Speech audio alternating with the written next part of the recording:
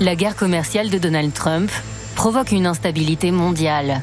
I'm telling you, these countries are calling us up, kissing my ass. They are dying to make it here. À l'évidence, il a manipulé la planète entière et qu'on s'est fait avoir. On vient de l'apprendre, suspension de 90 jours de ses droits de douane. He announced it on a tweet. WTF? Who's in charge? I did a 90-day pause for the people that didn't retaliate. Because I told him, if you retaliate, we're going to double it. Donc il écrit, effectivement, je fais une pause. Il a dit, oh là, je vais vous mettre beaucoup plus. Puis il a dit, hey, non, c'est bon, finalement, je ne vais pas le faire tout de suite. Venez négocier.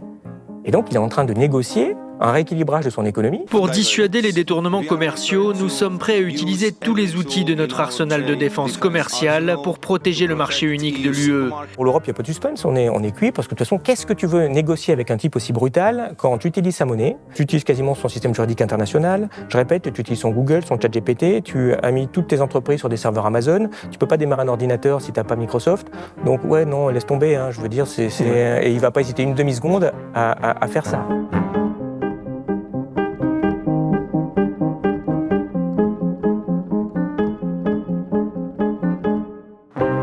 Je reçois aujourd'hui Olivier Berruyer. Ça fait longtemps que je t'ai pas vu, Olivier. Merci, bonjour. En fait, je t'ai appelé parce que j'ai lu avec grand intérêt un excellent papier très documenté, comme souvent, sur Illucide, avec des cartes, etc., sur Trump, qui s'appelle « Tarif douanier : Trump déclare la guerre économique au reste du monde ».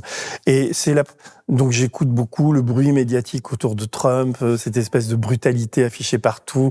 On a l'impression que ce type improvise, change d'avis et qu'il n'y a pas de stratégie derrière, des choses comme ça. Et en te lisant, et le travail, parce que vous vous êtes mis, je crois, à 4 pour faire ce long papier avec des schémas très explicatifs, on comprend, enfin je résume, que c'est tout autre chose, que Trump a évidemment une stratégie et que moi, en lisant, j'étais quand même assez effrayé parce que c'est bien plus grave et inquiétant qu'il n'y paraît. Et c'est de cela dont je voudrais qu'on parle aujourd'hui ensemble, en essayant d'être pédagogique et d'expliquer, parce que les gens sont pas tous des économistes et moi je suis assez naïf sur un certain nombre de questions, donc je vais te les poser comme je me les pose.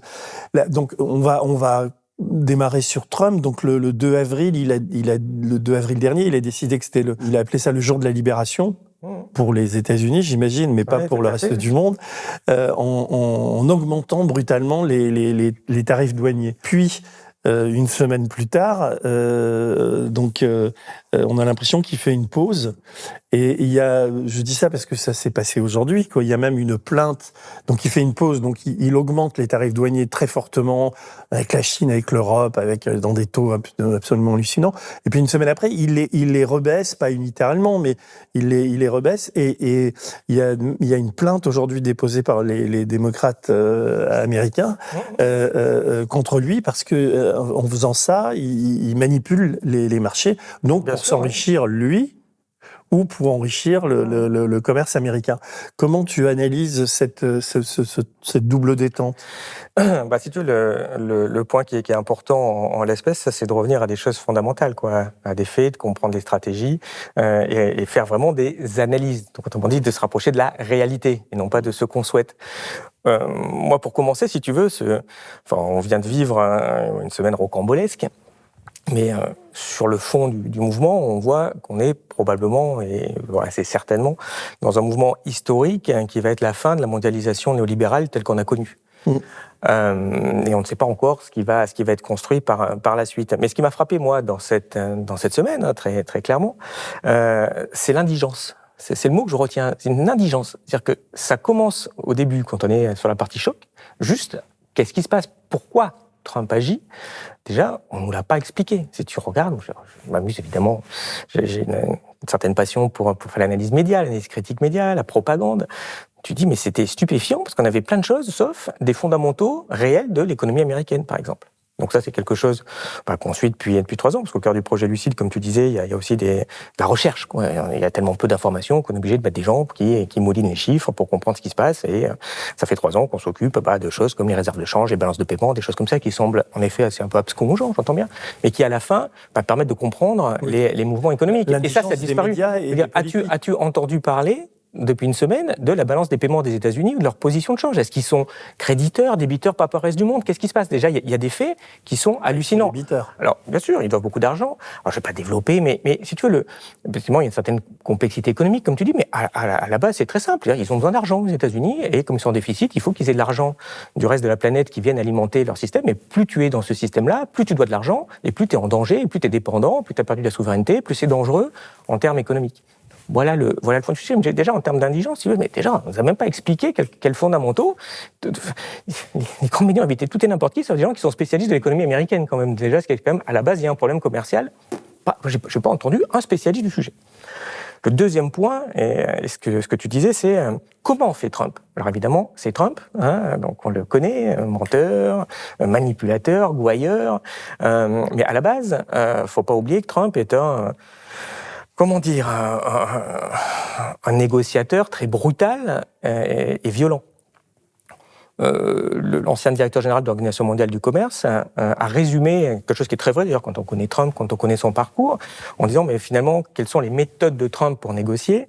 Je me permets cette petite citation. Il rappelait que Trump a appris à faire des affaires dans le contexte du marché immobilier new-yorkais, qui est un marché très particulier, qui est un marché influencé par la mafia. Et son résumé, c'est ces tactiques sont basées sur l'extorsion. C'est-à-dire que Trump est vraiment un certain spécialiste de la négociation. Il a écrit un bouquin qui s'appelle L'art du deal, en français, l'art de la négociation, l'art de faire des affaires. Et donc, c'est quelque chose de très violent. Donc, en fait, il faut partir du principe que pour Trump, un accord sympa, c'est quand il a 99 et que tu as 1. Voilà. Ça, c'est un deal sympa. C'est quelqu'un qui... Et pour faire ça, il va être très difficile. Et les manias de l'immobilier new-yorkais sont comme ça, ils te saignent. Alors, à la fin, il y a un deal, mais bon, t'as le couteau sous la gorge. C'est le fonctionnement général de la stratégie de négociation. Et dans son bouquin, il a fait un bouquin sur les stratégies de négociation qui s'appelle l'art du deal. Donc, il explique, faut faire ça, faut être violent, faut avoir des ambitions très hautes, faut être violent, faut défendre à fond ses affaires. C'est pas gagnant-gagnant, c'est je gagne, tu perds à peu près tout. C'est ça, sa philosophie. Bon. C'est le contexte général. Et en plus, il y a la personnalité de Trump qui est, je mens, j'ai aucun respect pour la vérité, je manipule, je fais des choses comme ça. Bon, ça fait partie du personnage qu'on connaît quand même depuis 10 ans. Et ce qui m'a fasciné dans cette petite histoire, qu'on va résumer très, très rapidement, c'est de voir que, à l'évidence, il a manipulé la planète entière et qu'on s'est fait avoir. Il a une façon, mais exactement comme dans sa campagne électorale, de manipuler les journalistes, de mettre les journalistes, entre guillemets, à son service de sa com, même s'ils disent du mal de lui. Mais derrière, il y a une stratégie qui est quand même très amusante, j'ai envie de dire, même si elle est très violente pour nous et pour ce qui se passe, et de voir que les journalistes, encore cette semaine, ils se sont fait avoir, mais c'est hallucinant. Ce qu'il a fait, il a décidé, face au déficit colossal du commerce américain, de rééquilibrer sa balance commerciale. C'est-à-dire que les États-Unis, ils achètent beaucoup plus que ce qu'ils vendent. Donc ça fait un très gros déficit, c'est 1000 milliards de déficit. Qui se creuse d'année en année. Il y en a de plus en plus. Mais est-ce que les États-Unis pouvaient continuer avec un déficit pareil, Non, en fait, ce n'est pas possible. Qu'est-ce qui se passe? Pour différentes... Oui, en fait, c'est ça le cœur du sujet, c'est pourquoi tout d'un coup il fait quelque chose. Il a un gros problème, le problème, il n'est pas nouveau en soi, mais il s'aggrave au fil du temps. Mais tu pourrais dire, à la rigueur, ça dure depuis 20 ans, et c'est ce que font généralement tous les dirigeants politiques qu'on a depuis le néolibéralisme, et qui se résume à, il y a un problème, ce qu'on va faire, on va rien faire, et puis on laisse ça au prochain, il se démerdera, moi, pas de problème. Donc, ce qui se passe quand tu as des déficits aussi importants, tu as plusieurs conséquences. La première, comme tout déficit commercial, ça veut dire que ton PIB, il est un peu plus faible que ce qu'il devrait, donc en fait, tu donnes du PIB à l'étranger.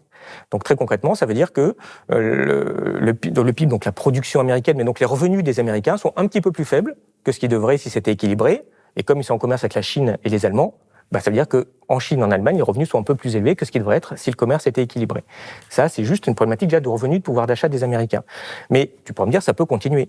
En fait, ça peut pas continuer parce que quand tu es en déficit, tu as besoin de capitaux à l'étranger et, je schématise, je fais un peu court, mais en gros, évidemment, tu as une dette qui augmente sans arrêt avec l'étranger et en fonction des habitudes de consommation, et les États-Unis consomment énormément et épargnent très peu, ça veut dire que tu as forcément un déficit budgétaire de l'État qui se creuse, qu'on appelle des déficits jumeaux parfois, et ça c'est en train de se passer, donc ils ont un gros déficit commercial, mais ils ont aussi un gros déficit budgétaire. Comme ils ont un gros déficit budgétaire, c'est-à-dire que la dette ne cesse pas d'augmenter. Si la dette ne cesse pas d'augmenter, ça veut dire que tes intérêts ne cessent pas d'augmenter, en plus les taux d'intérêt augmentent, donc plus ça va, plus l'État américain est en risque de défaut.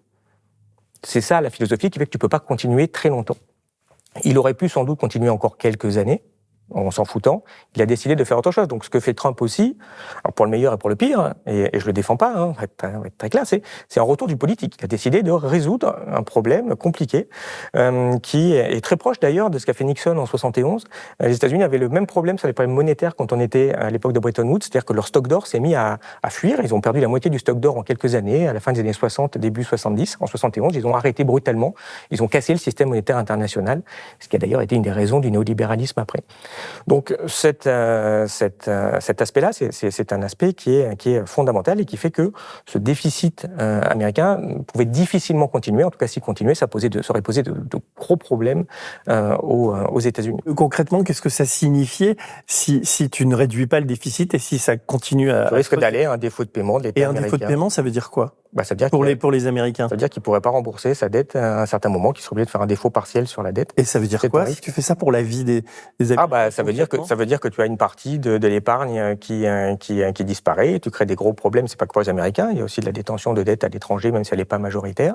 Donc tu as des problèmes de financement de l'État, de crédibilité des États-Unis. Enfin, c'est un cataclysme qui peut être craint au niveau américain. Alors on ne sait pas si ça se passe à 2 ans, à 5 ans, à 10 ans, mais tu es dans un système où tu es en danger, tu es dépendant de tes adversaires, en fait, très concrètement, puisque la Chine finance quelque part les États-Unis. Or, les États-Unis sont aussi en train de se dire, est-ce qu'on veut continuer à être financé par la Chine dans les années qui viennent ? Donc là, avec une immense brutalité, ils rompent avec le système du libre-échange qui conditionnait quand même l'économie mondiale depuis, tu dis depuis Nixon, mais c'est vrai que c'est même depuis l'après-guerre, quoi. Il y a quelque chose d'absolument historique dans ce qui est en train de se passer.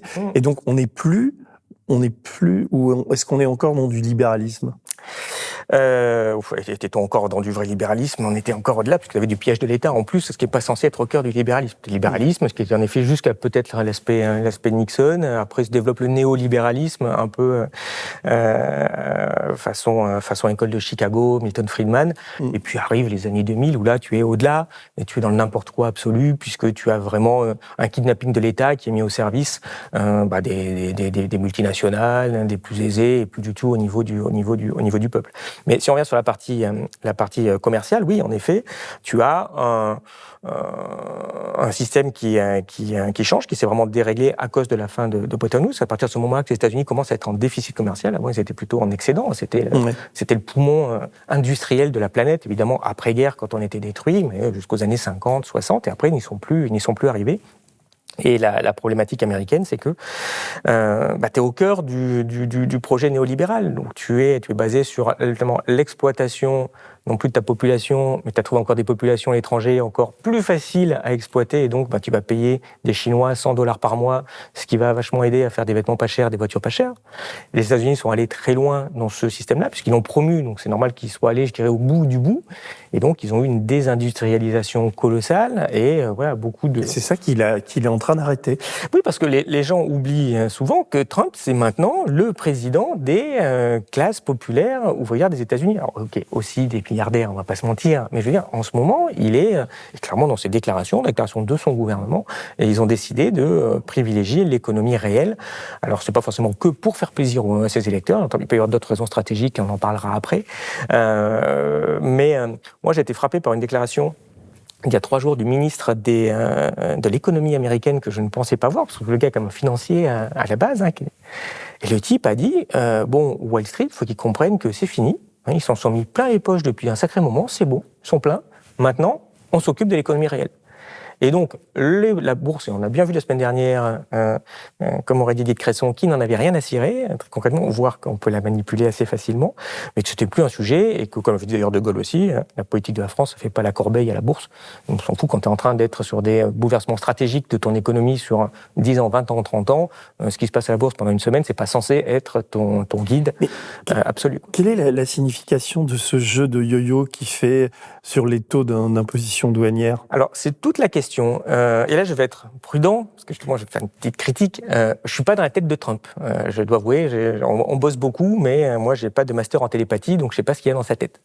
Donc, on fait de l'analyse et on essaye de faire de la réflexion stratégique. Alors ça, c'est pour ça que je parlais d'indigence, c'est qu'il n'y en a pas dans l'immédiat. C'est assez fascinant. On a toujours cette même façon de se comporter avec Trump Trump depuis 8 ans, c'est-à-dire de le considérer comme un énergumène, stupide. Alors, il y a plein de critiques que je peux faire à Trump, hein. Il n'y a pas de problème, je suis pas pro-Trump. Je préfère préciser parce que c'est vrai qu'on est à un moment un peu où c'est un peu comme si tu dis, tu vois, la cigarette donne le cancer, on va te traiter de pro-cancer. Hein. Non, je suis pas en train de dire que c'est un modèle, que le type est formidable. Je précise. Mais quand tu es parti tout seul, de rien, contre tout l'établissement et tous les médias, que tu es élu 2 fois président des États-Unis, je pars pas de l'hypothèse que le gars est juste débile. Alors peut-être qu'il est débile, mais dans ce cas-là, il est entouré de gens très compétents et il écoute les gens compétents. Mais c'est pareil, je veux dire, tu as un pôle normalement de réflexion stratégique là-dedans.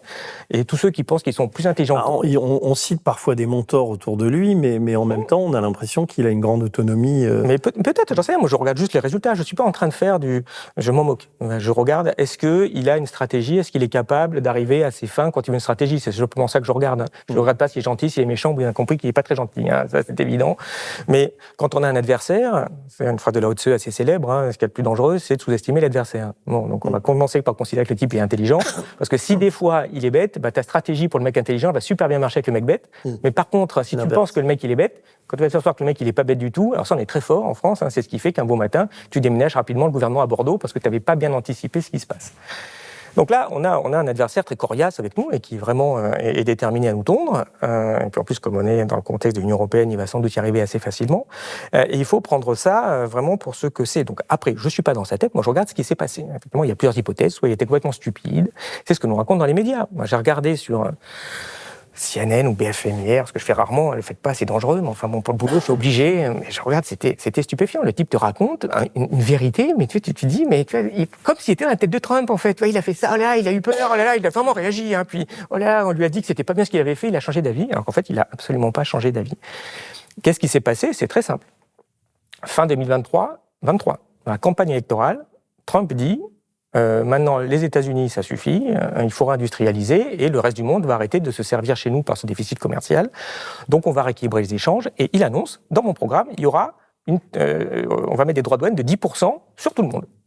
Et c'est comme ça, tu vois, les articles de presse, Trump, 10% sur tout le monde. Blablabla, il est élu, blablabla, il arrive. Bon, qu'est-ce qui se passe le 2 avril? Il annonce, tu l'as très bien dit, son programme. Et ce programme est assez étrange quand tu le regardes. Moi, je ne le fais pas. Hein, je suis pareil. J'essaie de comprendre, d'analyser, de voir quelles sont les stratégies possibles de Trump. Il annonce, il dit, bon, à partir du 5, dans 3 jours, il y a 10% sur tout le monde. Son programme. Et puis après, il dit aussi, 4 jours plus tard, pourquoi? On va mettre un bonus de taxes sur tous les pays qui sont en fort excédent par rapport à nous. On arrive à des montants assez délirants de droits qui vont de... alors c'est 10 de plus pour l'Europe, donc c'est 20 pour l'Europe, c'est 40 pour le Vietnam, et tu arrives avec la Chine à beaucoup plus, parce que 60%. 125, après, ça a monté encore récemment. Alors tu regardes, je fais pas, moi je suis pas... pourquoi il fait ça en 2 fois? Et là, tu montes tout le même jour. Deuxièmement, comment il détermine ces taux-là? Alors, c'était très drôle, parce qu'il y a eu plein d'articles de presse. En gros, le taux qu'il met sur les pays, il a pris le montant du déficit du pays sur les importations du pays. Donc, c'est ce qui montre la façon dont le pays est excédentaire sur toi. Il dit, c'est le nouveau droit de douane. Et c'est délirant. Il n'y a aucun lien entre ce truc-là et le taux à appliquer pour équilibrer l'échange. Et tout le monde rigole, il se fout de sa gueule en disant « Mais Trump fait n'importe quoi, regardez ». Et quand tu regardes le truc, c'est comique en fait. Tu te dis « Mais pourquoi il met des taux aussi fous ?»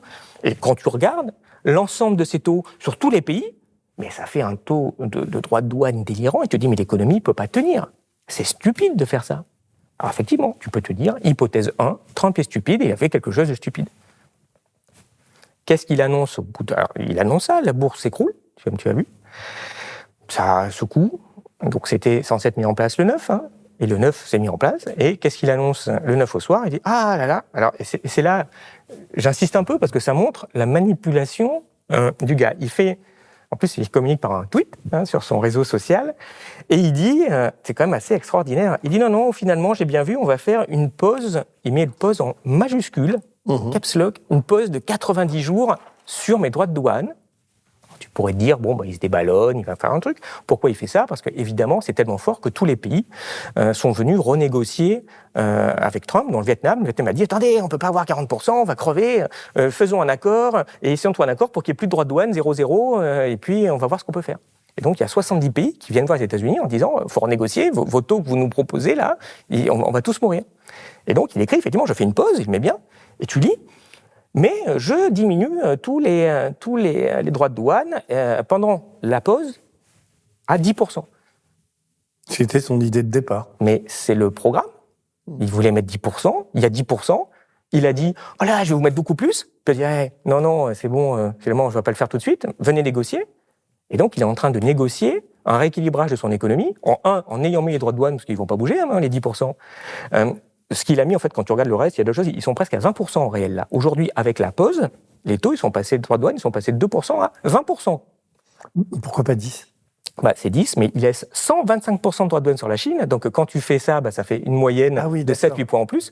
Sur l'Europe ? Il laisse 25%. Sur l'Europe, c'est passé à 10. Il laisse sur une partie du commerce avec le Mexique et le Canada 25%, et il laisse 25% sur tout l'acier et toutes les voitures du monde. Donc, au total, quand tu regardes, il y a des économistes qui ont fait le calcul rapidement hier, tu es à peu près à 19% de droits de douane moyens. Et donc, les mecs disaient, mais attendez, arrêtez de dire qu'il y a une pause. Le mec, il vient de passer les droits de douane à 19%. Mais ça veut dire que quand même, le commerce va continuer, même malgré les droits de douane, où les gens vont plus commercer avec les États-Unis. Mais alors ça, c'est une grosse question. De toute façon, le marché américain, c'est le plus gros marché du monde. Donc tu peux pas t'en passer très facilement.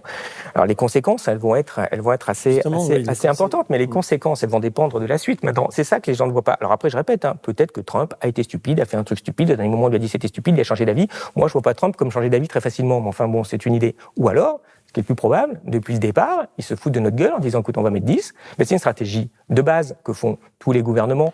Quand tu as la retraite à 62 ans, qu'est-ce que fait le gouvernement ? Il te dit, on va vous mettre la retraite à 65 ans. Après, les mecs, on va manifester, puis on va dire, oh là là, on va vous le mettre à 64 ans, on a compris. Puis tu as la CFDT qui ici en disant, putain, heureusement qu'on était là, on a passé la retraite de 62 à 64 ans. Bon, quand tu es le syndicat, il faut la passer à 61, normalement, pas à 64, quoi. Et puis voilà, puis tu dis merci. Et puis la prochaine réforme des retraites, ils te mettront 67 ans, puis tu dis, non, allez, on va mettre 66. Tu vois, je veux dire, tu as ce mouvement-là d'un spécialiste du deal, parce que ce que veut Trump, c'est pas mettre les droits de douane. Bon, il va en mettre 10 par principe. Ce qu'il veut, c'est rééquilibrer ses échanges. T'as pas beaucoup de solutions à la base. Tu peux mettre des droits de douane, ce qui vont faire que tes importations vont être beaucoup plus chères et tes exportations sont pas censées changer, donc ça rééquilibre ton commerce si en face, tu n'as pas des droits de douane de rétorsion qui se mettent en place. Mais quand tu fais ça, tu le dis très bien, ça veut dire que les produits chinois ou européens, ils sont 10% plus chers aux États-Unis. Donc, et qui paye cette taxe ? En grande partie, c'est l'Américain, parce que c'est pas l'exportateur étranger qui va baisser fortement son prix pour compenser. Il n'a pas beaucoup de marge à la base. Donc, c'est une taxe quand même sur les États-Unis. C'est violent pour faire ça. C'est une possibilité, c'est ce qu'il a commencé à faire. Mais c'est pas ce qu'il veut. Et d'ailleurs, il a dit ce qu'il voulait cette semaine pour l'Union européenne. Il a dit, non, ce qu'on va faire, je vous ai mis des grosses taxes. D'ailleurs, c'était dans le décret de départ. Je vous mets des grosses taxes, mais si vous négociez, on les enlève. Il a dit, par exemple, ce que pourrait faire l'Union européenne, c'est acheter son énergie chez nous, plutôt. Quand tu fais ça, si tu obliges l'Union européenne à acheter l'énergie aux États-Unis plutôt que à l'Algérie, à l'Arabie et à la Norvège, qu'est-ce qui se passe ? Donc, tu fais plus de commerce avec les États-Unis. Donc, naturellement, tu rééquilibres ta balance, ce que veut Trump. Ton énergie, tu la payes beaucoup plus cher, parce que rêve pas, c'est beaucoup plus cher que ce que ça coûtait. Donc, t'as des problèmes déjà de coût d'achat dans ton économie en Europe. Et en plus, eh bien évidemment, tu as des conséquences à ton coût d'énergie plus cher qui va se répandre sur toute ton économie qui va être moins compétitive. Mais pour les États-Unis, ils ont rééquilibré comme s'ils avaient mis des droits de douane. Mais sauf que pour les Américains, ça n'a rien changé. Ils n'ont pas payé plus cher. Donc, c'est beaucoup plus favorable d'avoir un accord commercial. Et c'est ce qu'il veut, du bilatéral. Il veut plus des grandes messes façon GATT, OMC et compagnie où on se met d'accord en tous ensemble. Non, lui il veut négocier pays par pays. Bah, évidemment, quand tu es tout seul contre les États-Unis, c'est dur à négocier. Donc dans ce système-là, c'est juste ça que je veux dire, Trump, il veut pas forcément des droits de douane, il veut des deals déséquilibrés pour l'étranger. Alors justement, il y a un moment, je crois que c'est en te lisant que j'ai compris ça, c'est-à-dire que quand il dit 20% pour l'Europe, quoi, en fait, si tu analyses pays par pays en Europe, tu as des pays qui sont beaucoup plus déficitaires que d'autres. Ah oui, je crois que l'Allemagne, son taux est de 27, la France de 19. Oui, Je ne me trompe pas là-dessus. La Belgique, beaucoup moins, etc. C'était plutôt 14. Donc en fait, comme on est dans l'Union européenne, le principe depuis 1957, c'est qu'il y a un seul taux de douane identique. Donc Trump, quand il a fait ça, il aurait pu rééquilibrer et donc frapper plus fortement l'Allemagne et l'Irlande, qui étaient les plus forts. Mais donc il a fait le taux moyen Union européenne, il a mis à 20%. Mais s'il n'y avait pas eu ça, s'il y avait eu des pays qui négocient individuellement, la France, elle aurait eu plutôt 14 et l'Allemagne aurait dû avoir 27-28. Donc en fait, ce principe-là fait qu'on va encore évidemment payer, enfin les entreprises françaises vont devoir payer pour que l'Allemagne ne paye pas plus. Alors que le problème commercial en Europe pour les États-Unis et pour nous Français, c'est les excédents de l'Allemagne dont personne ne parle et que l'Union européenne a laissé se développer. Parce qu'évidemment, à la base de tout ça, il y a des déséquilibres des échanges commerciaux qui sont extrêmement problématiques. Mais l'Allemagne contre lesquels beaucoup plus avec les États-Unis que la France, par exemple. Oui, mais avec nous aussi, on est en déficit nous aussi par rapport à l'Allemagne. On fait rien. Et l'Allemagne est en excédent sur plein de pays. Mais est-ce que tu penses que la stratégie à moyen terme, ça va pas être que l'éclatement de l'Europe, de l'Union européenne, avec des négociations justement pays par pays? Est-ce qu'ils jouent pas cette carte-là? Et parallèlement à ça, j'ai une autre question, c'est que compte tenu de ce que tu dis de la stratégie de Trump, si toi tu es à la tête d'un pays où tu es ministre de l'économie en France, comment tu fais pour anticiper par rapport à un type qui a une stratégie de catcheur comme ça? Est-ce que tu peux anticiper? Si tu veux... Donc il y a deux questions. C'est pas facile. J'entends bien. Non, pas facile, mais revenons à la source. Et en fait, ce déséquilibre des échanges commerciaux, je dirais, c'est vieux comme le monde. Ça a créé plein de problèmes. Et plus on a créé des monnaies, parce qu'avant on commerçait en or à la base, donc on s'échangeait de l'or, point final, quoi. Et puis tu manquais d'or quand tu étais en excédent commercial, donc t'arrêtais un moment puisque tu n'avais plus d'or. Quand on est passé avec des monnaies, ça pose plein d'autres problèmes qui représentent ce que deviennent tes réserves monétaires, la valeur des monnaies, sur quoi tu les bases, etc., etc. Mais ce qui est très intéressant, c'est qu'après la fin de la Seconde Guerre mondiale, quand ils font les accords de Bretton Woods, la position anglaise, qui est celle de Keynes, c'est de dire non, vous savez, pas d'accord avec la position des Américains qui était de dire on va prendre le dollar pour tout le monde, vous embêtez pas. Tu m'étonnes, ils avaient gagné la guerre. C'est de dire non, il faudrait une monnaie internationale, on s'en fout. Mais surtout, je propose, il appelait ça le Bancor, un système où on va sanctionner les pays qui sont en excédent. Parce que ce qui cause un problème, je te l'ai dit tout à l'heure, c'est les déficits. Mais si le déficit c'est mal et ça pose un problème, très logiquement, sans avoir fait 22 ans d'études, tu comprends que l'excédent, c'est mal dans le système, parce que t'as beau en gagner de l'argent, mais en attendant, tu déséquilibres le système, tu vas poser des problèmes à l'autre qui, au bout d'un moment, va réagir. C'est exactement ce qui se passe. Donc, pour répondre à ta question, il n'y a aucune réflexion stratégique sur comment on rééquilibre les échanges commerciaux, ne serait-ce qu'en Europe. Comment on fait en sorte que l'Allemagne, elle arrête de faire des échanges aussi déséquilibrés. Et si ta question, c'est comment elle pourrait faire, c'est super simple, hein. Il n'y a qu'augmenter les salaires en Allemagne. Quand tu fais ça, les produits allemands ils sont plus chers, et donc du coup, elle en vend moins, et du coup, ça se rééquilibre naturellement. Tu peux aussi jouer sur la monnaie, le taux de l'euro par rapport au dollar, parce que là, le dollar a tout intérêt à baisser, non, pour faire plus du business. Mais bon, Denis, depuis 1971, les monnaies elles flottent, et c'est les marchés financiers qui vont déterminer la valeur des monnaies. Alors évidemment, après, c'est ce que Trump essaie de faire, il va essayer de diminuer la valeur du dollar, mais tu peux, c'est pas comme avant. Depuis qu'il est là, un dollar, ça vaut 1,04 €, quoi, non? Oui, c'est un peu affaibli. Non, mais en fait, c'est pas à la main des États. Tu peux pas le déterminer facilement. Tu es obligé de faire des trucs qui sont compliqués pour arriver à diminuer ta valeur de la monnaie. Tu ne la fixes pas. Il y a que la Chine qui est encore en contrôle d'échange. Alors, ce qui pose un des problèmes, c'est une des racines du problème, c'est que la Chine manipule sa monnaie. Elle fixe elle-même la valeur de sa monnaie. Elle la fixe évidemment trop bas. Donc, ça aide à avoir trop d'excédents. Et on laisse faire. Hein. On fait du libre-échange avec un pays qui est protectionniste. Et donc, tu crois pas qu'il cherche à dealer pays par pays et il veut casser l'Europe comme ça, non? Et les Européens vont tenir parce que là, en fait, pour négocier avec Trump, ils ont un seul négociateur commun qui est un Slovaque, je crois. Oui, c'est ça. On a envoyé encore un illustre anonyme pour aller. Donc c'est lui qui va être face à Trump. C'est un ancien ambassadeur slovaque et commissaire au commerce. Qui représente tous les Européens. Tous les Européens pour négocier avec Trump. Donc courage, hein. Ouais, ça va mal se passer, évidemment. Et donc ce qu'il va faire. Bon, moi, je pense pas qu'il y ait des stratégies très fortes, si tu veux, de s'occuper de l'Union européenne. À ce moment-là, il a vraiment d'autres problèmes. Son problème, c'est la Chine. Hein. C'est pas l'Union européenne. Pour une raison évidente, il sait très bien qu'on est ses vassaux, qu'on utilise sa monnaie, ses ordinateurs, ses services, ses trucs, et donc notre capacité de négociation est à peu près nulle, hein, quoi qu'ils en disent. Et d'ailleurs, effectivement, tu as remarqué qu'on s'est très vite couché. Le seul truc qu'a proposé von der Leyen, c'est de dire non, ce qu'on va faire, on va mettre des droits de douane zéro, donc on va faire encore plus de libre-échange avec les États-Unis, sachant qu'ils sont déjà quasiment à zéro. Donc effectivement, non, ça va pas se passer du tout comme ça avec Trump, et on va le voir. Mais il y a aussi Macron qui consacre conseille aux entreprises françaises d'arrêter de dealer avec... D'arrêter de faire des investissements aux États-Unis. Et tu as vu très bien que dans la foulée, il y a un patron du CAC 40 qui a répondu qu'il n'avait rien à foutre de ce que disait Macron. Oui, voilà. Ce qui est tout à fait vrai. Donc tout ça est profondément ridicule.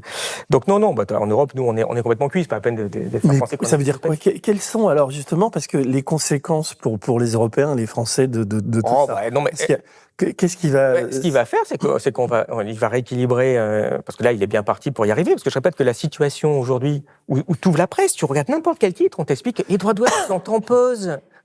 Trump, il est revenu en arrière, canard mouillé. Enfin, non, mais il a mis ses droits de douane, et il a 70 pays qui, en ce moment, sont comme ça, en train de dire on veut un accord avec vous, et dans cet accord, s'il vous plaît, prenez notre chemise, on vous la donne. C'est la situation du Vietnam, de tous ces pays qui sont prêts à lâcher n'importe quoi. Et attention, connaissant Trump, l'accord, il va probablement pas être du tout qu'économique. Tu penses qu'il va aussi mettre des trucs qui vont avoir des relations politiques, du genre, vous bossez moins avec la Chine, vous vendez moins d'énergie à la Chine, vous vendez moins de produits. Ça semble évident, vu la position de violence mais la Chine américaine. montre les dents aussi, quoi.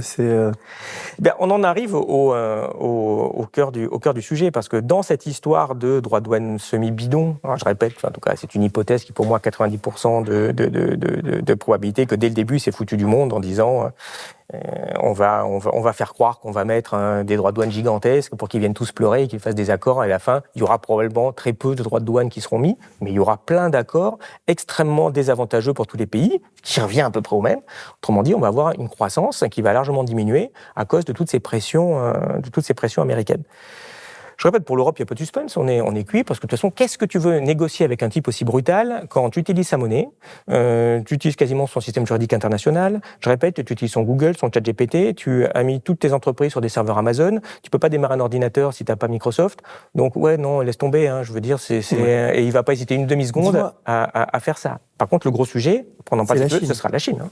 Parce que là, tu cites j'ai lu mais c'est pas dans le papier, dans un document que tu m'as envoyé, des citations de militaires américains. Je voudrais qu'on parle justement du poids de l'industrie d'armement aux États-Unis et des guerres en cours et des guerres à venir, quoi. C'est là toute la question. Je veux dire, tu as un négociateur, un adversaire féroce et violent, et spécialiste de la négociation où il te tombe jusqu'en dessous de la peau, qui a décidé de s'attaquer à nos économies, qui n'ont pas non plus en moyenne des excédents colossaux, donc ça va nous coûter un peu, mais ça va avoir des conséquences sur la croissance, sur les taux d'intérêt, peut-être sur l'inflation, qui va être importante. Mais par contre, quand tu regardes, il y a un truc sur lequel il ne dévie pas, c'est qu'il met vraiment, pour le moment, des taux délirants de 125% sur la Chine, sachant que les économies chinoises et américaines sont complètement imbriquées.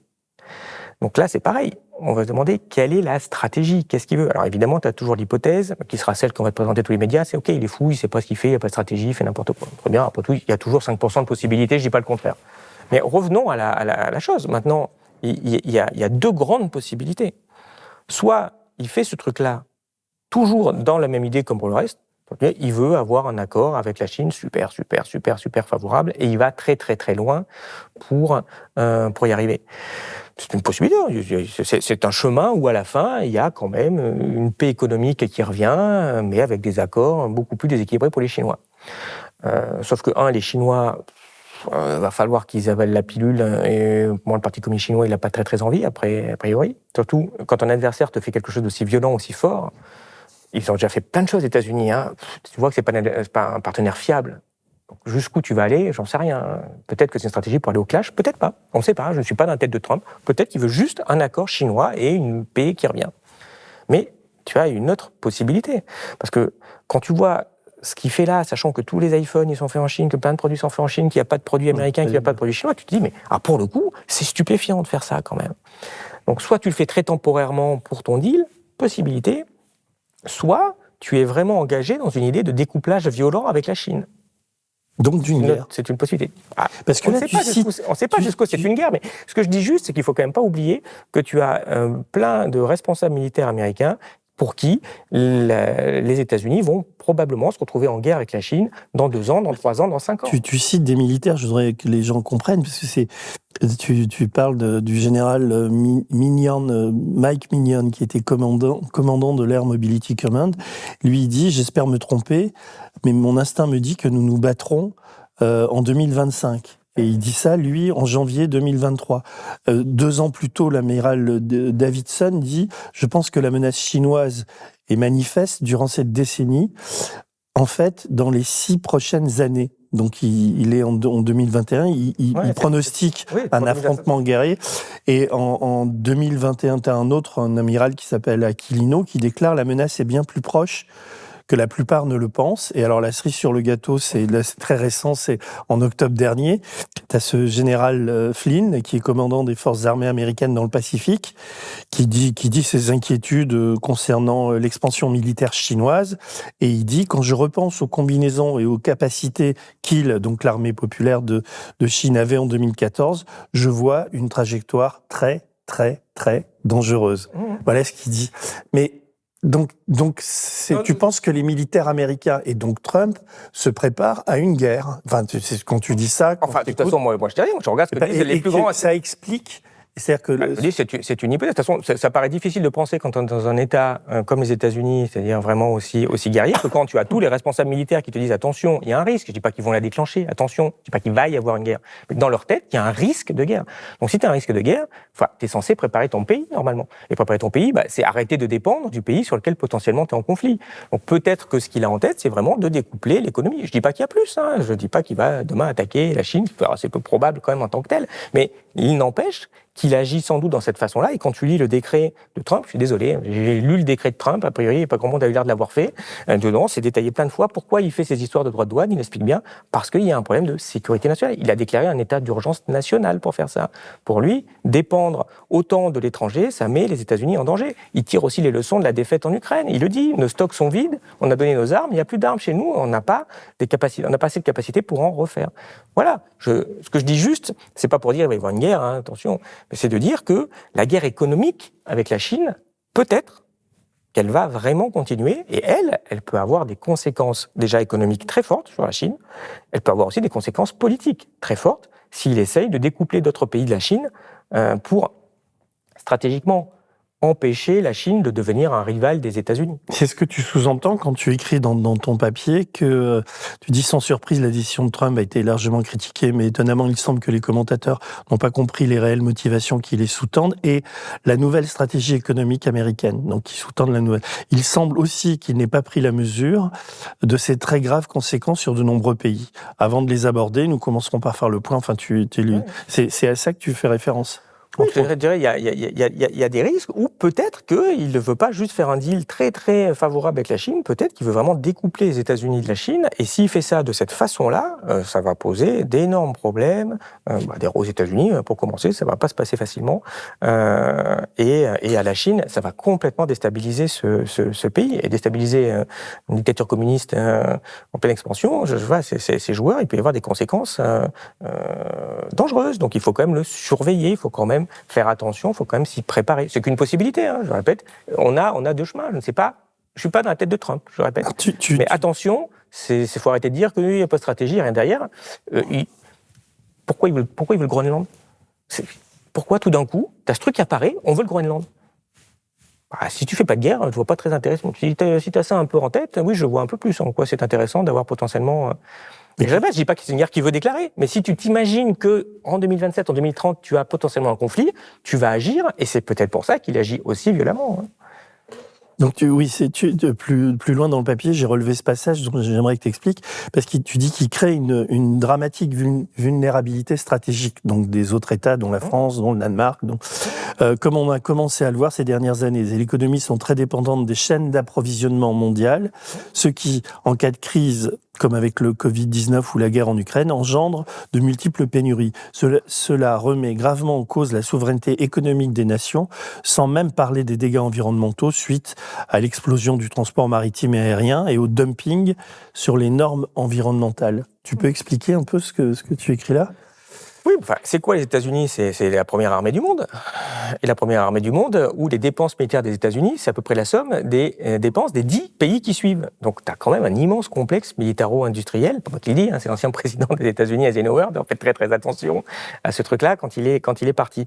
Donc, cette structure a une masse et une influence qui est évidemment colossale sur les États-Unis.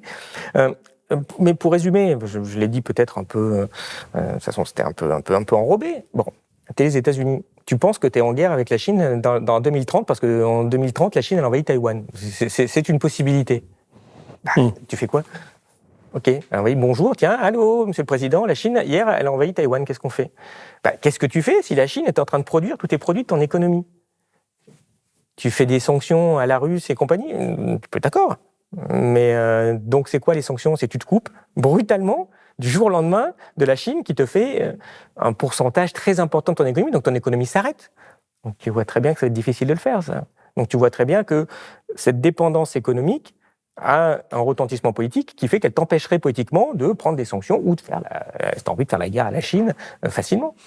Il y a un problème de sécurité nationale, mais quand tu es dans cette optique-là, c'est quand même une optique de droite dure, pro-militariste américaine, qui est pas stupéfiante en soi. Enfin, c'est ce que disent au Sénat les responsables américains.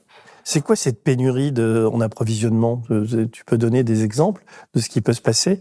Je sais pas, tu te rappelles des masques ? T'en as eu tant que tu voulais, comme tu voulais ? Tu veux dire des masques pendant le Covid. Tu as eu des masques comme tu voulais ? Non ? Ah bah flûte alors, on n'en fait plus. Je te rassure, on n'en fait toujours pas, on n'a rien changé, on n'a pas tiré le sort. C'est pareil, tu veux des ordinateurs de la Chine quand tu es en conflit avec la Chine ? Pas gagné quand même. Hein. Mais d'un autre côté, aux États-Unis, là, ils étaient quand même en surconsommation de produits, y compris des produits à bas coût, comme les produits chinois et tout. Ça veut dire que ça va s'arrêter. Il dit aux Américains, de toute manière, tout ça, on arrête. Tu sais, il y a quelque chose qui est très ambigu et qui n'est pas forcément facile à penser, même pour nous. C'est quoi la mondialisation ? Qu'est-ce que ça fait ? Ça a permis aux entreprises, aux multinationales, d'avoir des nouveaux marchés. Oui. Ça a permis de délocaliser. Donc, tu as des emplois qui sont partis là-bas parce que c'était moins cher. Donc, en fait, on a perdu de l'emploi industriel. Les grosses entreprises, évidemment, elles ont fait des gros profits. Donc, tu m'étonnes que tout le monde s'est bien engraissé et a promu ce truc-là. Mais maintenant, c'était pas que négatif. C'était quoi la conséquence positive ? Et pas juste sur l'actionnaire des multinationales. C'est que du coup, oui, tu as des produits pas chers. Du coup, ce stylo, ce matériel, ces caméras qui nous filment, tu les as pas payés 10 000 euros normalement. Tu les as payés beaucoup moins parce que au bout de la planète, il y a un Chinois qui travaille pour 600 euros par mois en ce moment à peu près pour faire ces matériels. Et ça, pour les Européens, ça va pas changer pour le coup. Ça va pas changer sur les Européens. Moi, je suis en train de te dire ce qui se passe sur un problème de mondialisation. Quand la mondialisation s'arrête, non, mais ça change pour les États-Unis Oui, mais ce que je veux dire, c'est que la mondialisation... Il n'y a pas de translation. Je veux dire, il n'y a pas d'effet coup de billard à... Si.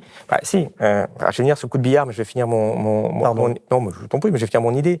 Je veux dire, la mondialisation et donc au final, une partie de notre prospérité se base sur du pouvoir d'achat fictif qui vient de l'exploitation de la masse de travail sous-payée en Asie, oui. Y compris tout le monde, c'est-à-dire que même l'ouvrier français quelque part il exploite aussi d'une façon indirecte l'ouvrier chinois. Et donc ça nous fait des produits moins chers. Quand les produits sont moins chers chez nous, ça fait plus de pouvoir d'achat et ça fait une inflation qui a été plus basse. Quand tu regardes l'inflation, elle a un peu disparu pour les années 90, mais pourquoi ? C'est sûr que quand tu as des produits qui sont faits pas chers en Chine, ton inflation elle est plus basse. Parce que si les iPhones il avait fallu les faire en France, ils coûteraient pas le prix qu'ils coûtent aujourd'hui.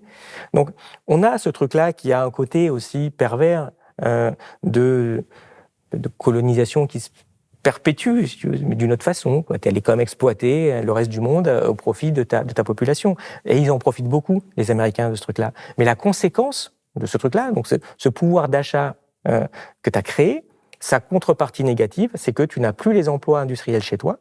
Donc tu as une économie qui fait plus de services ou du chômage, pour la France, mais tu ne produis plus chez toi. Et tu en arrives à un arbitrage politique qui n'est pas évident. L'arbitrage politique des démocrates et des républicains, mais tous les démocrates ont beaucoup poussé à ça, c'était on veut du pouvoir d'achat pour les gens, on s'en fout de l'emploi, parce que c'est la fin de l'histoire, parce que le libéralisme il a gagné, parce qu'on n'aura plus jamais de conflit, que tout le monde ça va être une gentille démocratie, qui vont prendre tous nos valeurs, on va être tous amis, bisous bisous, et ça va bien se passer. C'est ça le schéma qui s'est passé et qui nous a mis dans cette position stratégique-là. Mais cette partie pouvoir d'achat, et donc qui fait plaisir à tes électeurs, pour le pays se traduit par une dépendance stratégique qui est extrêmement dangereuse le jour où on ne fait plus ami-ami avec les autres pays. Donc ça te met dans un problème de perte de souveraineté et, en l'espèce, si tu veux jouer au conflit, le problème de souveraineté nationale. Et donc, il y a un arbitrage. On voit que Trump, il s'est dit, pouvoir d'achat, forcément, on va voir, même s'il dit le contraire, et qu'il y aura peut-être à compenser en partie, en tondant encore plus les Européens, mais plus il arrivera à éviter les pertes de pouvoir d'achat aux États-Unis, plus ça veut dire qu'il aura mis des pertes de pouvoir d'achat en Europe. Et il est parti pour bien y arriver. Mais stratégiquement, derrière, ce qui se passe, t'as cette espèce de rééquilibrage où il veut une économie qui soit beaucoup plus résiliente à un conflit, forcément. Et le conflit pourrait être économique aussi. Si on se parle plus, on se parle plus. Là. Pas peine d'envoyer des soldats, mais quand même, on veut plus travailler avec vous, les Chinois. Peut-être aussi parce que d'ailleurs, ils ont en tête quelque chose de très fort. Ils ne veulent pas être numéro 2, les Américains.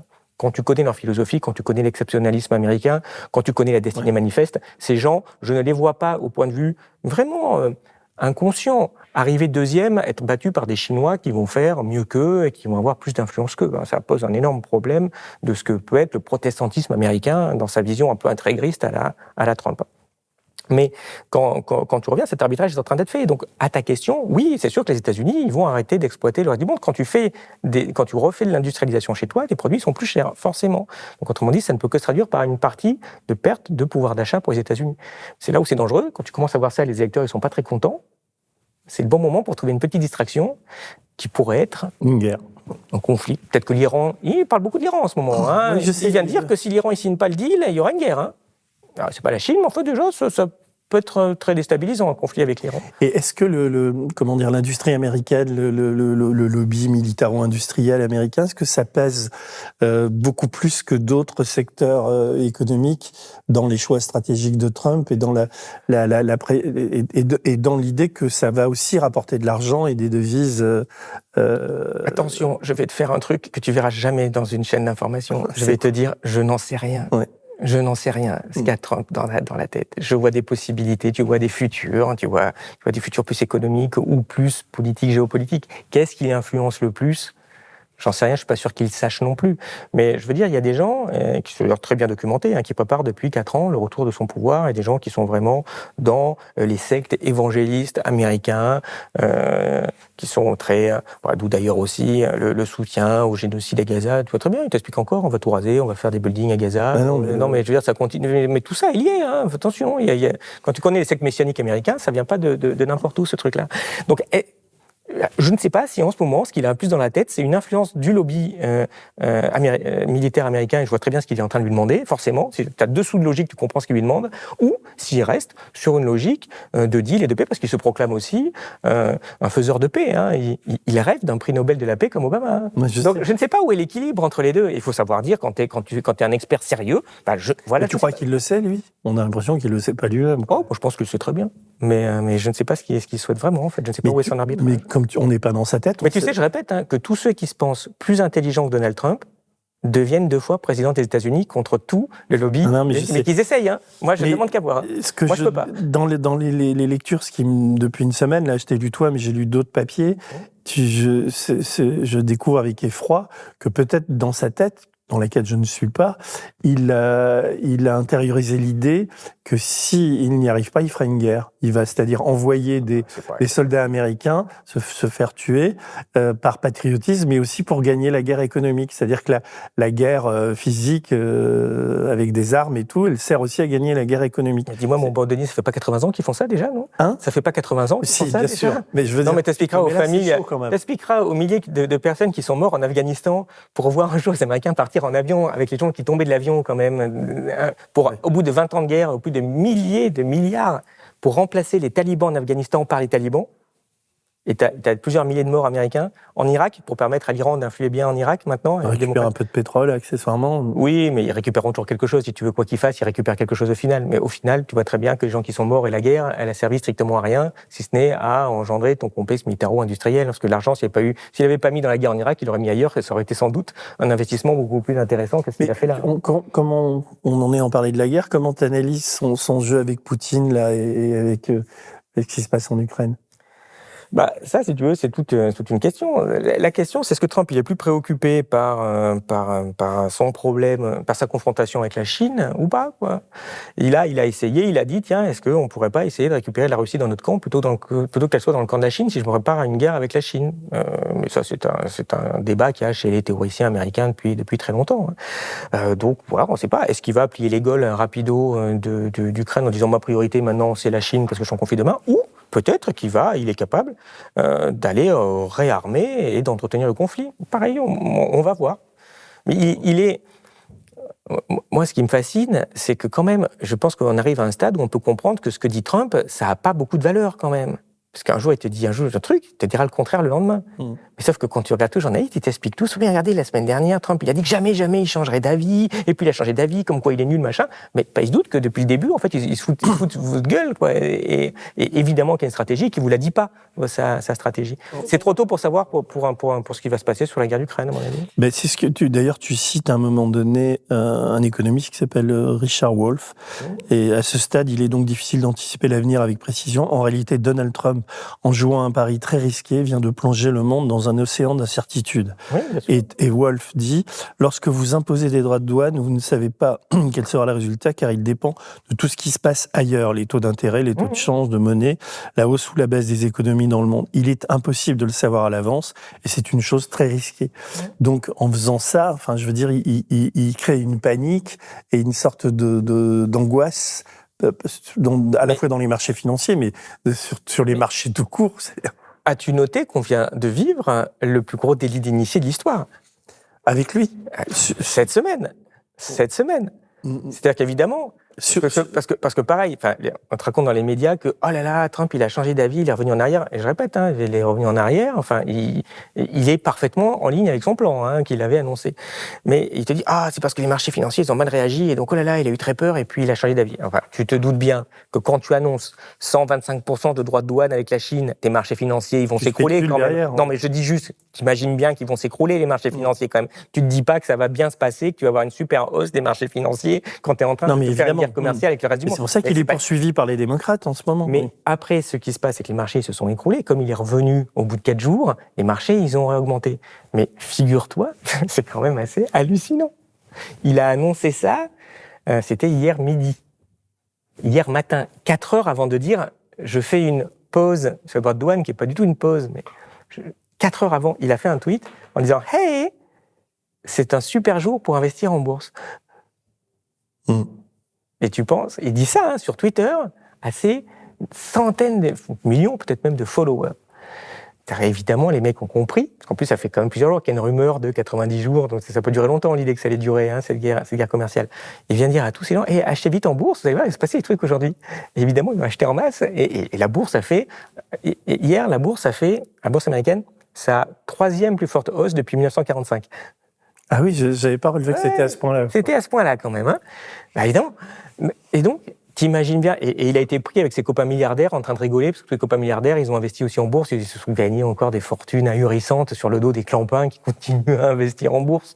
Enfin, mais tu vois la tête du plan depuis le début. Donc, tu parles de ça et des initiés. Sur les crypto-monnaies, là, il a l'air d'être très agressif, très en pointe. Il a ses propres enfants qui investissent dans des... T'es agressif partout. Non, mais t'es dans la plutocratie. Le seul truc rafraîchissant, c'est que c'est tellement évident, quand tu veux bien voir, et juste partir de l'idée que le mec, il est pas bête et qu'il est juste en train d'avoir un plan malsain, dangereux, si tu veux, mais qu'il a un plan. Tu dis, mais t'as presque une leçon de manipulation des gens, sous nos yeux, Donc évidemment, c'est pareil.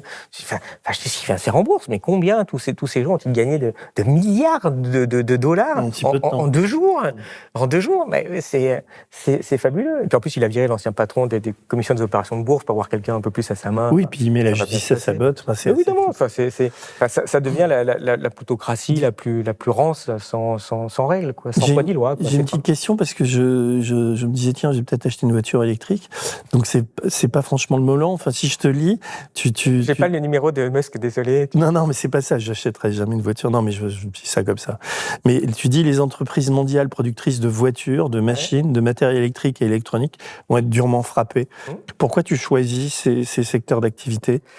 Parce que c'est ceux qui sont les plus déficitaires par rapport enfin, qui sont les plus importantes et donc déficitaires dans le commerce des États-Unis. Donc, c'est celles qui vont être... Parce qu'en plus, derrière, il va faire ce qu'il y a à faire quand tu fais normalement. Parce que mettre des droits de douane et ce genre de trucs, c'est sain à la base quand tu es en plus dans ces déficits. C'est ce qu'il faut faire, un minimum de protection. C'est sûr que tu peux pas demander aux gens d'être concurrentiels avec des Vietnamiens à $200 par mois. Ça a quel sens en termes de libre-échange, ce truc-là?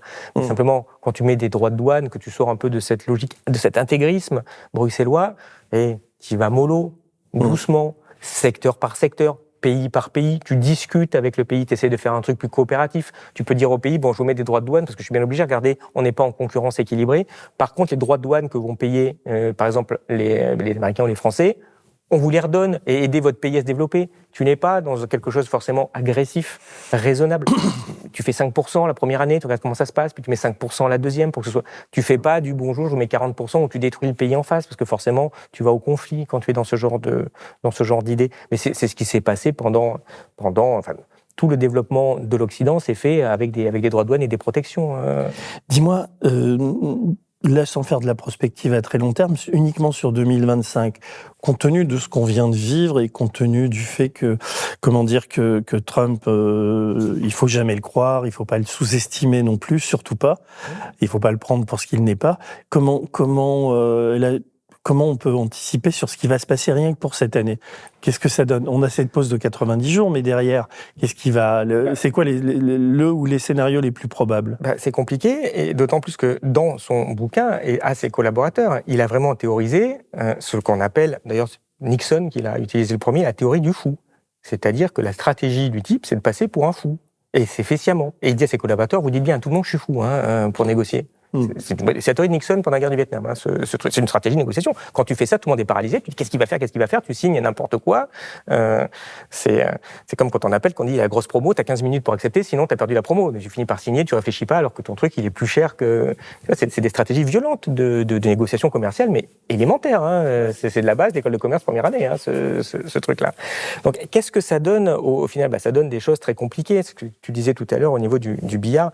Moi j'écoutais hier, ta gouverneur de la Banque de France, il vient de dire. Non, vous inquiétez pas, il n'y aura aucune conséquence sur l'inflation. Mais attends, je veux dire, on est dans du... déjà, rien que ça a fait écrouler la valeur du pétrole. Donc, forcément, c'est un effet sur l'inflation positif. L'inflation va être plus faible. Mais si la guerre commerciale, peut-être qu'elle va être... Mais t'as des effets. Alors, j'en sais rien. Je sais pas si au final, ce sera positif et négatif. Quand t'as dit, on peut pas savoir tant que... Et là, c'est un jeu, tu peux juste le lancer, mais t'es pas sûr du résultat. Donc, faut être... Qu'est-ce qui va se passer? Tu vas avoir des effets rebonds. Quand les États-Unis font ça, ils vont rééquilibrer avec l'Allemagne. Ça va poser des problèmes à l'Allemagne. Alors, ça va les poser à la France aussi, mais en fait, on n'a pas un très gros commerce avec les États-Unis, très excédentaire. Le problème, c'est l'Allemagne. Quand il va faire ça, il va poser un énorme problème économique à l'Allemagne. Alors, si c'est pas des droits de douane et qu'ils deal quelque chose, ce sera l'Allemagne, vous m'achetez mon pétrole dégueulasse, enfin mon gaz liquéfié dégueulasse que je vous envoie par bateau, vous allez le payer encore une blinde, mais c'est pas grave, je vais rééquilibrer comme ça. Mais dans tous les cas, c'est mauvais pour l'économie allemande. C'est le principe de rééquilibrer les échanges. Donc l'Allemagne va avoir un problème. Elle est déjà en récession depuis 2 ans, l'Allemagne. Ça, c'était avant que Trump arrive. Donc là, c'est mal barré pour 2025, par exemple, pour l'Allemagne. Mais quand l'Allemagne est en récession, il y a un impact sur la France. C'est notre premier partenaire commercial. Donc, tu penses bien que s'ils sont en récession, il y a un problème sur les exportations françaises en Allemagne, et pas juste les exportations françaises aux États-Unis, qui était quand même le problème de base dont on parle. Donc, tout ça est un jeu qui est extrêmement compliqué, et qui, évidemment, est un jeu qui va être très perdant pour l'Europe. Donc, on est vraiment mal parti si ça continue comme ça. Je ne vois pas pourquoi Trump va arrêter. Donc, je pense que les Européens vont... le négociateur va signer quelque chose où il va se faire tondre, qui va encore nous coûter un bras. Et donc, ça aura une conséquence négative sur l'économie française, directement, et surtout par effet induit sur l'Italie, l'Espagne, l'Allemagne. Donc, on a ce problème-là. Ça veut dire moins de croissance, ça veut dire plus de chômage, probable. Ça veut dire un pouvoir d'achat qui va baisser. L'inflation, difficile de savoir ce qui va vraiment se passer, au niveau des taux d'intérêt aussi, mais tu es dans une phase d'incertitude où c'est mal barré pour que ça se passe quand même très très bien quand tu es dans ce cadre de relations violentes. Je ne parle même pas de la déstabilisation de la Chine et des relations qui vont se passer, parce qu'évidemment la Chine, elle, maintenant, peut avoir un intérêt très fort à faire du dumping sur l'Europe, parce qu'elle se retrouve en surproduction en ce moment, elle va moins vendre aux États-Unis. Dis-moi, j'ai encore une question en t'écoutant, ce sera la dernière. C'est en France, il y a quand même un certain nombre d'hommes politiques à droite et à l'extrême droite, évidemment, qui sont pro-Trump. Et d'ailleurs, dans les commentaires, j'en entends beaucoup des journalistes du Figaro à l'heure actuelle, enfin, tous ces gens-là qui disent, mais Trump ouvre la voie, et je parle pas uniquement de Zemmour, Ciotti, Wauquiez, enfin, il y a même tu vas sur évidemment CNews, mais aussi sur BFM, t'entends des débats où les mecs te disent, mais c'est une bonne nouvelle pour le monde, etc. Donc, si aux prochaines élections, il y a quand même la tentation, malgré ce qui arrive à Marine Le Pen, de voter à l'extrême droite, et est-ce que le candidat pro-Trump aurait pas une sorte de ticket gagnant dans l'imaginaire ou dans des lecteurs français, et qu'est-ce que ça présagerait s'il y avait ce type de basculement? Ça va dépendre aussi de ce qui se passe aux États-Unis, parce que là, moi, je regardais aussi, je voyais passer des tweets de démocrates complètement, des types complètement dans un autre monde, oui. complètement. Non, mais ils sont ahuris, du genre, ça y est, Trump, c'est bon, il a fait n'importe quoi, il a abandonné ses trucs, et ça montre que ça marche pas. Alors que pour le moment, le plan de Trump se passe et il est parti. Enfin, en tout cas, si ça dégénère pas, si on est vraiment dans une idée purement commerciale, ce qui est un des plans, je répète, ça peut très bien se passer au final pour les États-Unis, parce que s'il se met à tondre fortement tous les pays violents comme il est, en faisant du chantage à outrance, il va rééquilibrer les échanges. S'il rééquilibre les échanges, Trump, s'il annule, alors c'est compliqué, mais s'il y arrive, en une année, mettons que cette année, vraiment, ils sont à l'équilibre aux États-Unis. C'est 4% de PIB en plus. C'est-à-dire que c'est la plus forte croissance. Et 4% de PIB, c'est 4% de pouvoir d'achat en plus pour tous les Américains en moyenne. Waouh! C'est un peu ce que fait Milei en Argentine. Milei, là, on est au stade psychiatrique avancé. Là, d'accord, mais l'économie argentine. Oui, non, mais elle va mal aussi. Les types, ils sont en train de. Oui, non, mais c'est n'importe quoi là-bas. Je pense qu'elle va mal, parce qu'on a l'impression que pour les bas salaires, en tout cas, c'est ce que je lis, mais peut-être j'ai pas des bonnes lectures, les bas salaires en Argentine augmentent. Il est plutôt plébiscité. Oui, de mémoire, ils viennent de battre le record de pauvreté dans le pays. Enfin, c'est vraiment autre chose que du Trump. Là, tu es dans une espèce de paléolibéralisme complètement dingue. Enfin, franchement, je trouve qu'à ce stade, c'est plus de la psychiatrie là, que de l'analyse. La psychiatrie à la tête d'un État. Et ce que je veux dire, c'est qu'il y a, parce qu'au-delà de Trump, tu vois bien qu'il y a des liens qui se créent avec tous les mais il y a une internationale, avec Orban. Il y a une internationale réactionnaire des choses. Donc ta question, c'est qu'est-ce que ça passe? Parce que là, les démocrates, je répète, ce matin, ils ont l'air de voir le champagne. Ils disent, ça y est, Trump, ça montre qu'il a fait n'importe quoi. Il est en plein sur sa ligne. Et si ça dégénère pas, je répète, ça peut être compliqué ce qui se passe avec la Chine. Mais c'est un truc où il peut vraiment réussir économiquement. Lui, mais s'il réussit, chaque fois qu'il va réussir, c'est économiquement, mécaniquement, exactement le contraire qui se passe pour les partenaires. Donc ça veut dire que nous, s'il réussit, on plonge encore plus. Donc évidemment, ça peut donner des tentations en disant, regardez, il fait ce qu'il faut faire, alors qu'il y a un côté aussi un peu ridicule, parce que si ça marche aux États-Unis, c'est juste parce que justement, cette méthode-là induirait mécaniquement le contraire dans les autres pays. Donc tu peux pas faire la même politique partout, tout le monde peut pas faire du temps, tu peux pas avoir des Trump partout, que là, sinon tu finis par une guerre. Ça, c'est assez évident. Mais c'est sûr qu'un Trump fort face aux petits ersatz, bisounours qu'on a, qui n'ont aucune pensée stratégique. C'est-à-dire quand tu écoutes les gens qui sont spécialisés à la guerre économique, mais ils pleurent, ils vont voir nos dirigeants, mais on a des espèces de petits gestionnaires gris qui sont juste capables de faire des petits tableaux Excel pour dire il faut fermer 3 hôpitaux, c'est des trucs comme ça, changer rien. Faut faire un petit truc, faut que je demande à Bruxelles, qui se mettent d'accord à 28, et puis dans 3 ans on a la réponse. C'est quand même des gens qui n'ont plus de capacité politique, alors que face à Trump, je répète que j'admire en rien, c'est pas mon idée, mais tu as quelqu'un qui fait de la politique. Et en plus, il a fait violemment, très durement. Donc si tu mets des bisounours face à ça, c'est compliqué. Et tu vois très bien que en Chine ou dans d'autres pays, ils ont des gens qui font aussi de la politique. En Europe, on a vraiment abdiqué la politique. Et ce que tu dis, est-ce qu'il y aura une appétence en 2027 pour des gens qui font de la politique? Moi, je pense que c'est assez probable. Après, est-ce que ces gens qui font des politiques qui sont progressistes, coopératives dans le sens du bien, ou est-ce que c'est du populisme d'extrême droite? Oui, c'est sûr qu'il va y avoir des tentations. Mais après, je dirais l'avenir du macronisme et de ces petits types en petits gilets gris sans aucune envergure, à mon avis, ça ne va pas tirer beaucoup de désirabilité dans un monde en mouvement et complètement déstabilisé par Trump et peut-être maintenant par les réactions de la Chine dans les mois qui viennent. C'était donc une émission spéciale remontée de morale. On est tous joyeux de voir ça nous arriver. Je te remercie beaucoup, Olivier. Oui, mais blague à part, ce qui se passe là, c'est très grave. Et en fait, on va peut-être revoir, parce qu'on n'a pas parlé de l'aspect financier aussi, il y a peut-être une crise financière qui peut se développer aussi, qui serait que la continuation de la crise de 2008 qui ne s'est jamais finie. Mais c'est juste la conséquence des mauvaises gestions qu'on a depuis le début. Tu ne peux pas dire je laisse des déficits commerciaux, je laisse des dettes sans limite, je dépense beaucoup plus que ce que je gagne, et de dire mais ça va bien finir. c'est pas possible. Si tu as des bons gestionnaires responsables, de gauche ou de droite, je ne fais pas de politique sur ce point-là, qui sont vraiment techniciens, tu as un avenir qui n'est pas un avenir dramatique. Quand tu as ce genre d'attitude, t'étonnes pas qu'un jour, tu aies des choses qui se reviennent dans ta vie. Mais plein de gens le disent depuis très longtemps. Je répète, ce dont on parle là, c'était le souci principal de Keynes en 1944. Merci beaucoup, Olivier. Non, mais merci pour l'invitation. En tout cas, j'espère que j'étais pas trop technique. C'était vraiment intéressant, mais c'est pour ça que je t'ai invité. Je suis pas du tout déçu. En plus, j'avais un peu d'avance sur les gens qui nous suivent. C'est que j'avais lu le papier et j'invite tout le monde à se brancher sur Elucide. Il est en accès libre. Oui, il est en accès libre sur Elucide. Il y en aura un autre d'ici une quinzaine de jours qui analysera pourquoi on en est là, c'est quoi les conséquences. On a une application comme vous, donc n'hésitez pas aussi sur Elucide. Il y a une application Blast d'ailleurs. Vous pouvez la télécharger sur... C'est pratique. Et sur Elucide aussi. Oui, on a l'application. Et tu l'as prise, l'application Blast ? Oui, tout à fait. Oui, moi, je vais prendre celle d'Elucide. Donc, abonnez-vous à Elucide et surtout, abonnez-vous à Blast. Donc, là, pour une fois, je fais un appel aussi à vraiment lire Elucide. Moi, je suis friand de tes schémas, de la qualité on essaie de faire de la recherche économique parce qu'on voit que plus ça va, puis il faut suivre ça de près parce qu'il va se passer des choses très importantes sur notre avenir économique, mais notre avenir politique, comme tu le dis aussi. Et abonnez-vous à Blast, faites des dons, prenez des parts sociales. On va lancer une campagne dans peu de temps. Merci beaucoup, Olivier. Merci à tous et à bientôt. Au revoir.